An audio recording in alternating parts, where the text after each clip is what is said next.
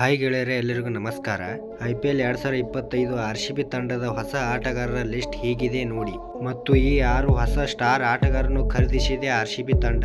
ಹಾಗಾದರೆ ಇದರ ಎಲ್ಲದರ ಬಗ್ಗೆ ಹೇಳುತ್ತೇನೆ, ವಿಡಿಯೋ ಸಂಪೂರ್ಣವಾಗಿ ನೋಡಿ. ಅದಕ್ಕೂ ಮುನ್ನ ನೀವು RCB ಅಭಿಮಾನಿಗಳಾಗಿದ್ದರೆ ಈ ವಿಡಿಯೋಕ್ಕೊಂದು ಲೈಕ್ ಮಾಡಿ ಮತ್ತು ಇಂತಹ ಸುದ್ದಿಗಳಿಗಾಗಿ ನಮ್ಮ ಚಾನಲ್ ಅನ್ನು ಸಬ್ಸ್ಕ್ರೈಬ್ ಮಾಡಿ. ಬರ್ರಿ ಮತ್ತು ವಿಡಿಯೋ ಸ್ಟಾರ್ಟ್ ಮಾಡೋಣ. IPL ಮೆಗಾ ಹರಾಜಿನ ಮೊದಲ ದಿನ RCB ಒಟ್ಟು 6 ಆಟಗಾರರನ್ನು ಖರೀದಿಸಿತು. ಇದರಲ್ಲಿ 3 ಆಟಗಾರರು ವಿದೇಶಿಯರಾಗಿದ್ದಾರೆ, ಉಳಿದ 3 ಭಾರತೀಯ ಆಟಗಾರರಾಗಿದ್ದಾರೆ. ಇನ್ನು ಬೇರೆ ತಂಡಗಳಿಗೆ ಹೋಲಿಸಿದರೆ RCB ಯಾವುದೇ ಆಟಗಾರನಿಗೂ ದುಬಾರಿ ಬೆಲೆ ನೀಡಲಿಲ್ಲ. ಇನ್ನು RCB ಉಳಿಸಿಕೊಂಡ ಆಟಗಾರರ ಪಟ್ಟಿ ಹೀಗಿದೆ ನೋಡಿ. RCBಯ ಮೊದಲ ಖರೀದಿಯಾಗಿ ಇಂಗ್ಲೆಂಡ್ನ ಸ್ಫೋಟಕ ಆಲ್ರೌಂಡರ್ ಲಿಯಾಮ್ ಲಿವಿಂಗ್ಸ್ಟೋನ್ ತಂಡವನ್ನು ಸೇರಿಕೊಂಡರು.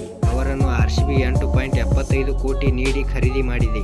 ಎರಡನೇ ಆಯ್ಕೆಯಾಗಿ ಮತ್ತೊಬ್ಬ ಇಂಗ್ಲೆಂಡ್ ಪ್ಲೇಯರ್ ಅನ್ನು ಖರೀದಿಸಿದ RCB ಈ ಬಾರಿ ಸ್ಫೋಟಕ wicket keeper batsman Phil Salt ಅವರನ್ನು 11.50 ಕೋಟಿ ನೀಡಿ ತನ್ನ ಖಾತೆಗೆ ಹಾಕಿಕೊಳ್ಳುವಲ್ಲಿ ಯಶಸ್ವಿಯಾಯಿತು. ಮೂರನೇ ಆಯ್ಕೆಯಾಗಿ ಭಾರತದ wicket keeper batsman Jitesh Sharma ಅವರನ್ನು RCB ಖರೀದಿಸಿತು. ಮೆಗಾ ಹರಾಜಿನಲ್ಲಿ ಜಿತೇಶ್ ಶರ್ಮಾ ಅವರನ್ನು ಖರೀದಿಸಲು ಲಕ್ನೋ, CSK, ಡೆಲ್ಲಿ ಕ್ಯಾಪಿಟಲ್ಸ್ ಸೇರಿದಂತೆ ಇತರ ಫ್ರಾಂಚೈಸಿಗಳು ಮುಗಿಬಿದ್ದಿದ್ದವು. ಆದರೆ ಅಂತಿಮವಾಗಿ ರಾಯಲ್ ಚಾಲೆಂಜರ್ಸ್ ಬೆಂಗಳೂರು ಜಿತೇಶ್ ಶರ್ಮಾ ಅವರನ್ನು 11 ಕೋಟಿಗೆ ಖರೀದಿಸಿತು. ನಾಲ್ಕನೇ ಆಟಗಾರನಾಗಿ ಆಸ್ಟ್ರೇಲಿಯಾದ ಸ್ಟಾರ್ ಬೌಲರ್ ಜೋಶ್ ಹೇಜಲ್ವುಡ್ ಮತ್ತೊಮ್ಮೆ RCB ತಂಡವನ್ನು ಸೇರಿಕೊಂಡಿದ್ದಾರೆ. 2023 ಆವೃತ್ತಿಯಲ್ಲಿ RCB ಪರ ಆಡಿದ ಹೇಜಲ್ವುಡ್ 2 ಕೋಟಿ ಮೂಲ ಬೆಲೆಗೆ ತಮ್ಮ ಹೆಸರನ್ನು ನೋಂದಾಯಿಸಿಕೊಂಡಿದ್ದರು. ಅಂತಿಮವಾಗಿ ಅವರನ್ನು RCB ತಂಡ 12.50 ಕೋಟಿಗೆ ಖರೀದಿಸಿದೆ. ಐದನೇ ಆಯ್ಕೆಯಾಗಿ ಭಾರತದ ಬೌಲರ್ ಕಡೆ ಮುಖ ಮಾಡಿದ RCB ಕಳೆದ ಬಾರಿ ಡೆಲ್ಲಿ ಕ್ಯಾಪಿಟಲ್ಸ್ ಪರ ಆಡಿದ ರಾಶಿಕ್ ದರ್ ಅವರನ್ನು 6 ಕೋಟಿ ನೋಡಿ ಖರೀದಿಸಿತು.